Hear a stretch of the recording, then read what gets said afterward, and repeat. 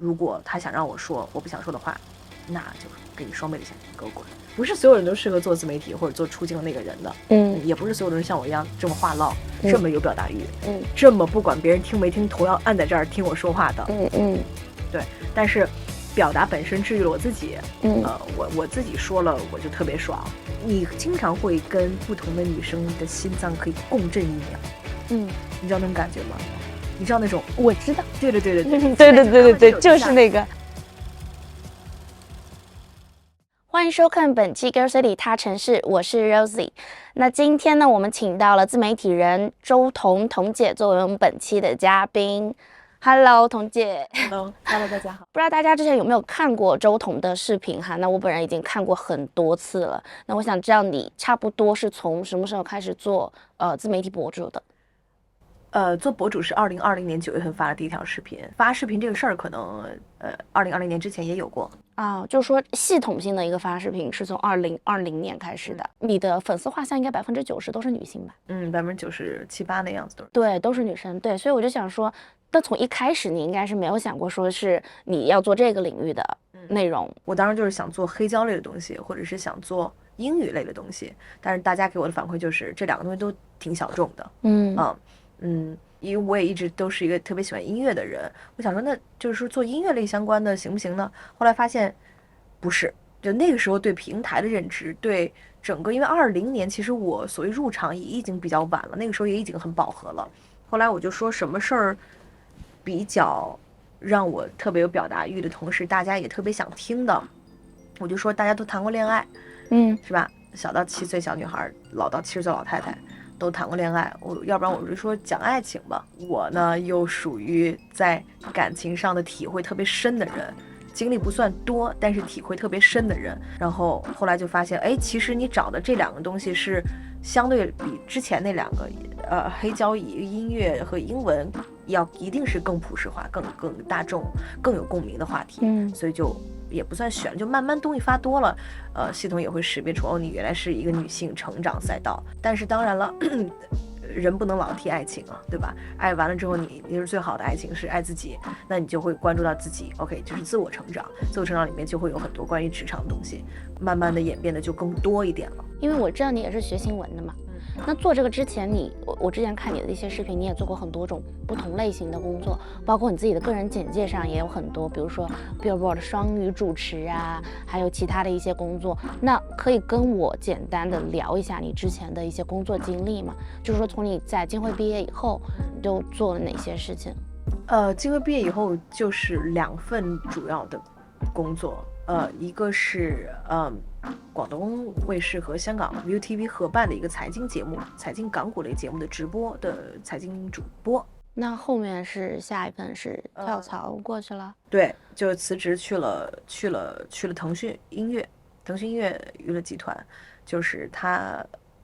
在上海主要负责一些音乐综艺的外宣的工作，我就会自荐去做一些艺人的独家的访问，只做了几个月，马上转正的时候我就辞职了。那为什么会快要转正的时候辞职呢？就收到了一条微博私信，就是腾讯视频要录一个综艺节目，然后这节目就是选6个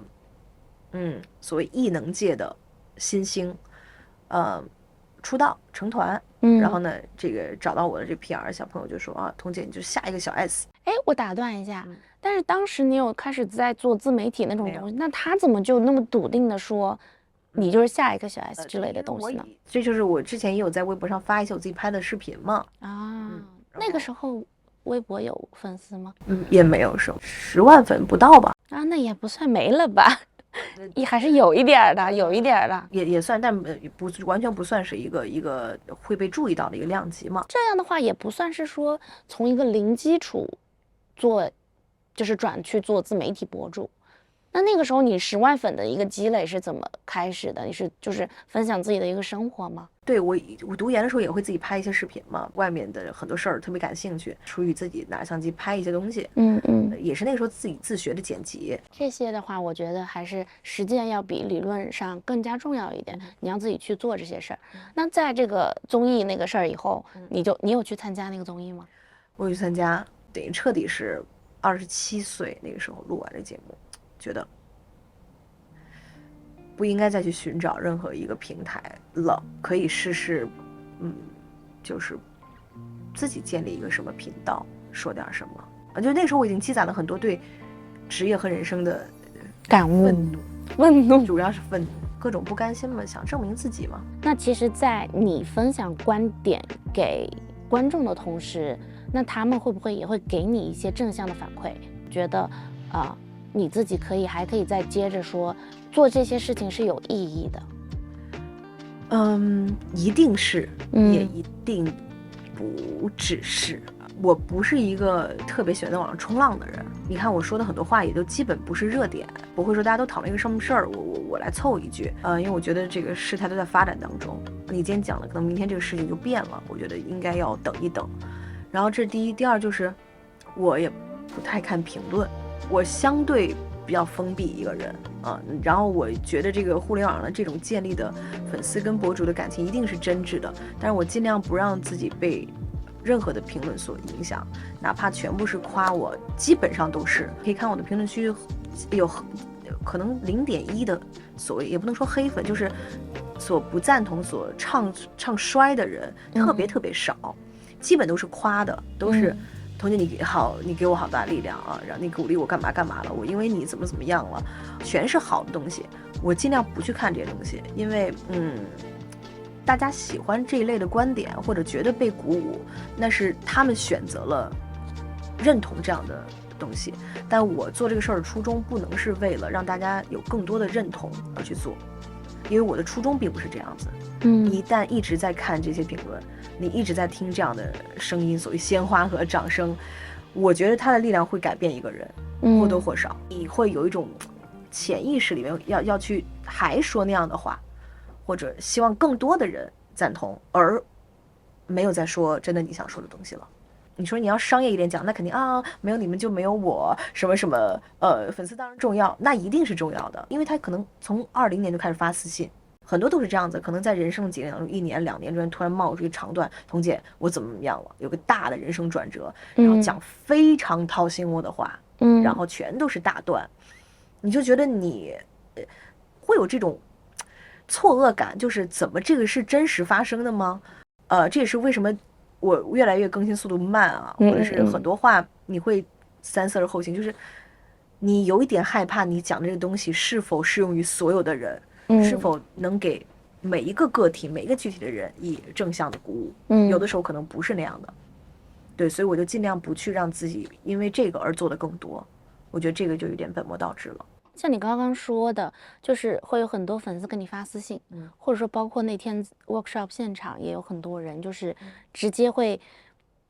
跟你问问题，就是说问你他们面临的一些什么重大的人生抉择，他们要如何选择什么的。那碰到这种，其实我当时在现场，我第一个反应是会有压力，就是如果我是你，我会有压力，我会觉得，虽然我平时是会输出一些观点，但是并不代表说我给你的建议就一定是对的方向，或者说你有什么问题你过来问我，我跟你说了就能直接解决你的问题，这个样子。就面对这样子的一个 feedback， 你会不会觉得说会有压力？我没考虑过压力不压力这个词儿的原因，是因为我没有把自己当成是一个跟他们不一样的人。我觉得大家更多的是寻求一种自己已经决定了的答案，就是他的问题都代表了他的态度，你从他问的几句话里面，你就已经知道他其实特别想做这个决定了，他就差你这一把火。那你如果 sense 到这一点了，我认为如果他是关乎梦想的，他是关乎自我成长的，那就去，我觉得风险也许没那么大。但如果是一个特别就真的他面临选择这两个都有可能的话，我是不会给任何建议说你应该怎么样，因为我们只见过一面，我们有更多的信息帮他去做这个梳理，我也并不是他。但是我觉得跟我关注我的粉丝有一个共性，跟我就是大家还是特别向上的吧，就是特别想好的。一个特别想好的人，其实无论你给他什么样的建议，他只要不想变坏，他就会做那个对的选择。至于那个选择是哪一个都不重要了。我认为我讲的并不能真正的帮到任何一个人，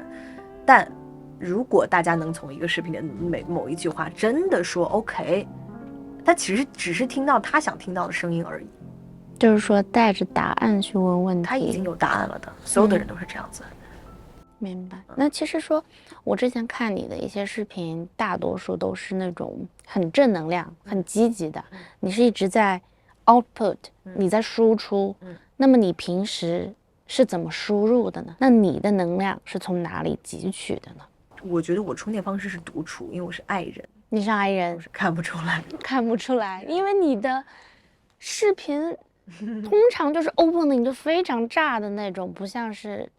对，我可能就是一周说话的 quota 全给了这一条视频，然后平常可能就，当然了，我跟朋友们在一起话也是很多的一个，但所谓充电或给自己能量就是的方式，应该就是独处吧。我可能不会说跟很多人在一起，然后变得这就是一种能量的输出。我觉得可能是反而是一种消耗。我觉得就自己待着的时候，就觉得很好，这感觉。自己干很多事情啊，可以，哪怕什么都不干，都是非常棒的。我觉得是一种满分的休闲，满分的给予自己能量的方式。你做号这期间，真的就是说一直都是非常平平稳稳，一直走上坡路的吗？有没有碰到过一些起伏？你是说粉丝的谩骂吗？还是说流量的裹挟？都有吧。就是对于你来说，可能会感觉到很困惑，或者说很痛苦，觉得说迷茫，甚至说有一度时间，甚至想过说，哎，我不做了。就有没有过这种情况？这些都不是我真的说哦，我不愿意做了的原因。首先我没有不愿意做，其次如果但凡有这样的想法，唯一的一点是我没有话想说，就是我会断更。其实解决没有广告，解决粉丝粘性，解决流量不好的原因是多更，但是我就是会没有表达欲的时候，我就完全不会讲任何的东西，因为我知道那个东西就是你是为了说什么，保持更新频率，让大家看到你的流量不错，有广告来赞助，然后你才说的嘛。那个东西我认为就是我都不一不愿意说，二不愿意剪，三我不愿意放上去，没有任何意义。我认为，那你说我的人生也不能围绕着为了给自己创造更多的素材，为了让自己有更多的感受，而去不断的更改我的生活情节，让自己的情绪感受值永远处于最大，那对我不是很负责任。所以博主的工作它也是我觉得跟粉丝一样是一个成长的过程。就是大家在成长，大家遇到了事儿，其实我自己也会遇到事儿，我自己也会对待博主的工作，对待我自己有不一样的目标吧，我觉得。因为你刚刚有提到说接广告赞助的那些事儿嘛，那如果说广告商给你赞助，想要说你表达的那些点，跟你自己可能本来的，或者说你一直秉持的一个观点是有悖的话，你是会选择说不接，还是说你要怎么样去平衡这个？我基本每天都在跟平台上吵架。就跟大牌合作的最好的一点就在于，他绝对不会强求你说你不想说的话，他找到你的原因就是因为你的价值观，你这个号的调性跟他们是非常匹配的。如果他想让我说我不想说的话，那就是给你双倍的钱，你给我滚。所以基本上就不会碰到像我刚刚说的那种情况，因为你筛选的时候就已经筛掉这一个可能性了。对，因为人家也在筛我们嘛，甲方我是乙方，对吧？人家也在筛我，那有幸能就是说被他们筛到了，那我觉得你首先这是个商业的东西，你肯定要符合甲方的一些要求，但是呢，我一直会跟我自己团队的人讲，之前团队人讲，包括我自己，我跟品牌对接的时候，重点就是你要保持达人的调性，你要相信我们做内容的能力，你要知道我比你更了解我的粉丝，你在我的平台上放，你是金主，但是我才是甲方，因为我决定上你还是上他。天哪，这话说出去。但是这是事实啊。这就是为什么我广告比较少的原因是，我非常强势。就是，但是我的强势并不是说我一定不说你那点，一定按我这来，不是，是我认为我比你更了解我的平台和我的内容和我的形式怎么样做，能达到你的要求。你并不懂，你只是可能要分发很多很多个达人，你有统一的稿子，但是我不要做跟其他达人同质化的内容。你要投我，你要跟我合作，希望你按我的节奏来。你如果觉得不行，那你就可以不给我这份钱，就是这么简单。